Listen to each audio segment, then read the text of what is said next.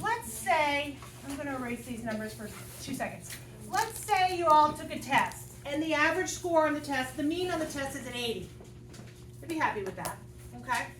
And then I also told you that your standard deviation for the test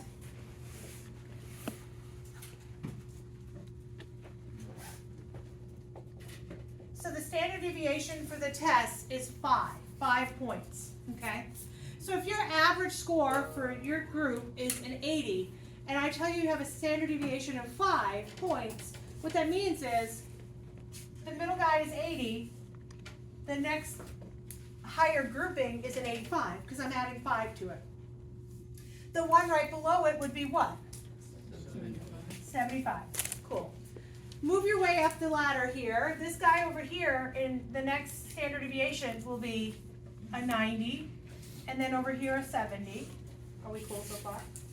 Moving on up, we have a 95, and then back down here to a 65. Your mean is kind of the starting zone for any data information that you're going to have. So what we reference your mean is as 0. It's the average of everybody in the class, and it's where more people fall into that curve, the higher part of that bell curve. As I move across to the right or to the left, I am moving in terms of standard deviation. So this is +1 standard deviation from the mean. And this is -1 standard deviation from the mean. Okay? Does that logically make sense if I kind of break it up like that? So continue on. This would be +2 standard deviations, -2 standard deviations, and then +3 standard deviations, and then -3 standard deviations. You typically don't go much further out. Sometimes we talk about a 4 standard deviation. I'll explain why in a second. Okay? So are we cool so far? Yeah? Okay. So the next thing I'm going to talk about is the percentage that fall between the first and the -1 standard deviation. How many people in this class, what percentage of people in this class would fall between a 75 and an 85? So it is 68.26% fall between the -1 standard deviation to the +1 standard deviation. That is not a number you're going to have to memorize. I'm going to show you how to get to it. Not even having to worry about this. But I just want you to have a visual of what's happening here. Okay? So the next one, from -2 standard deviation to +2 standard deviation, there are 95.44% of my class would get between a 70 and a 90 in this case. Are we good? And then last but not least, from -3 to +3, it's 99.72%.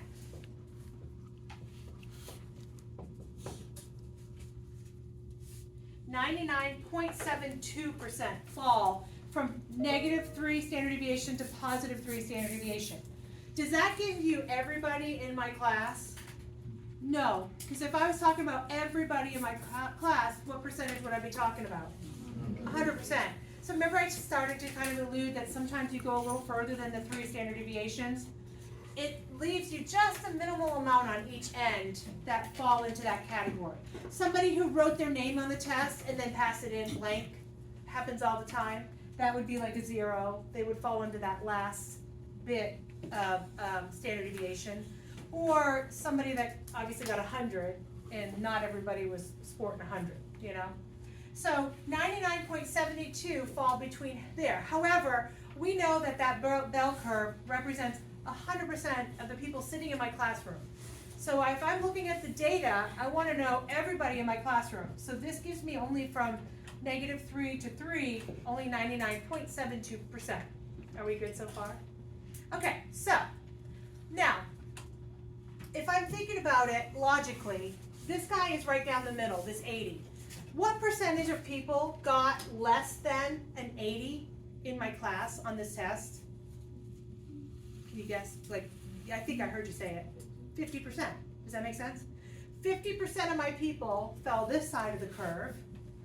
50% of the people go that side of the curve. Does that make good sense? Yeah? Okay. What we're going to be able to do is I'm going to be able to do something like this. What percent of people got, let's say, less than an 85 on my test? Okay? I'm kind of looking to find out what percent of people got less than an 85 on my test. So what we have here is this chart. Mine looks a little different. Oh, I have one here. I have the chart. I want you to pull that chart out. Okay?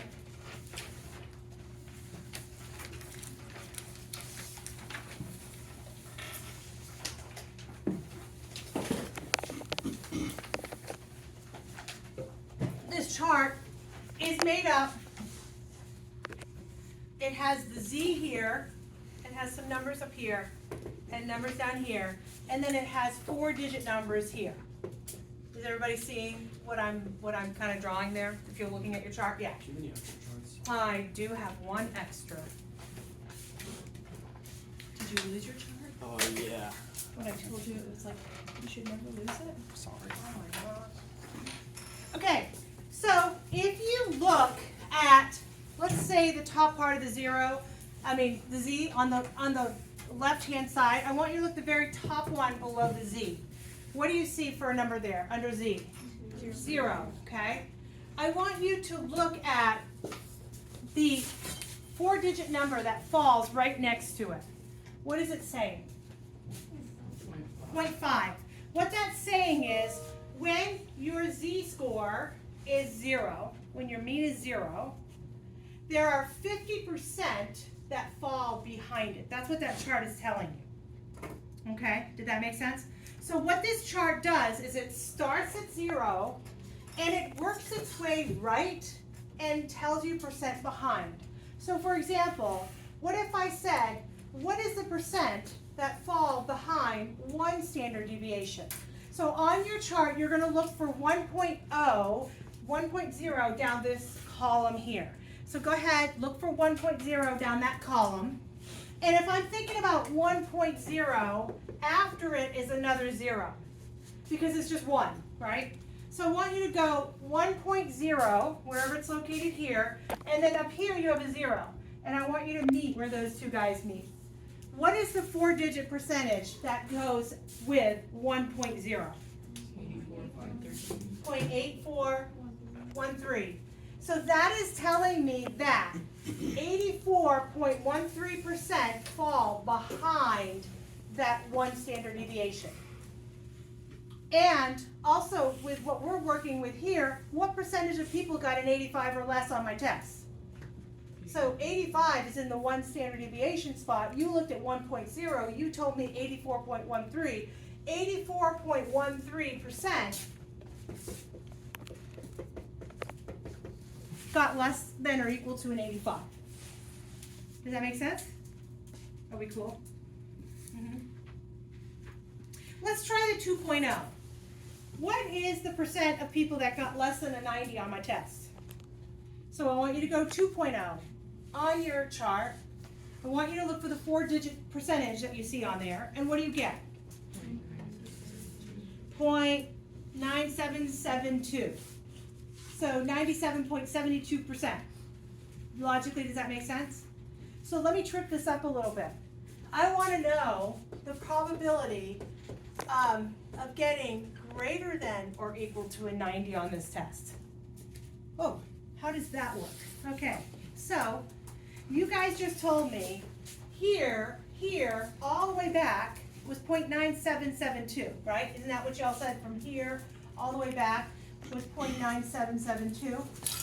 But if I'm looking for the probability that it's greater than 90, what really am I looking for visually up here? What am I looking for? I'm looking for this little piece up here, aren't I? Right?